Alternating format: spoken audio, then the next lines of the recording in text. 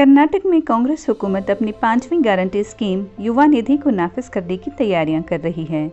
Registration 26 दिसंबर को शुरू होने वाली हैं, जिसके लिए 250 करोड़ रुपए का बजट मुख्तस किया गया है। कर्नाटक में महकमा हायर एजुकेशन के सर्वे के मुताबिक 4,81,000 ग्रेजुएट्स और 48,153 डिप्लोमा होल्डर्स हैं। युवा निधि स्कीम कर्नाटक हुकूमत की एक कलीदी पहल है, जिसका मकसद रियासत में ऐसे तलबा को बेरोज़गारी अलावेंस फ्राहम करना है जिन्होंने साल 2023 में अपना ग्रेजुएशन या डिप्लोमा कोर्स मुकम्मल किया हो। इस स्कीम के तहत 2 साल की मुद्दत के लिए डिग्री होल्डर्स को 3,000 रुपये और डिप्लोमा होल्डर्स को 1,500 रुपये दिए जाएंगे। दरख्वास्त गुजारों का कर्नाटक का बाशिंदा होना लाजमी है जिन्होंने 2023 में अपनी तालीम मुकम्मल की हो और अपने नताइज के ऐलान के बाद 180 दिनों तक बेरोज़गार रहे हों। हुकूमत या निजी शोबों में मुलाजमत करने वाले, सेल्फ एम्प्लॉयड या आला तालीम जारी रखने वाले या कर्नाटक में गैर मुकीम लोग इससे मुस्तफ़ीद नहीं हो सकते।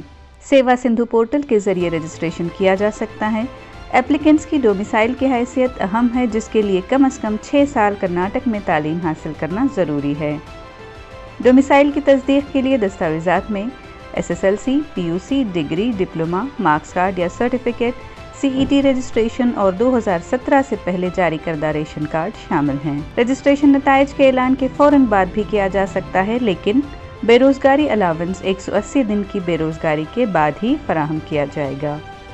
स्कीम से न सिर्फ माली इमदाद बल्कि दीगर फ़वाइद भी होंगे, जैसे उम्मीदवारों के डेटा को स्किल डेवलपमेंट प्लेटफॉर्म्स के साथ शेयर किया जाएगा।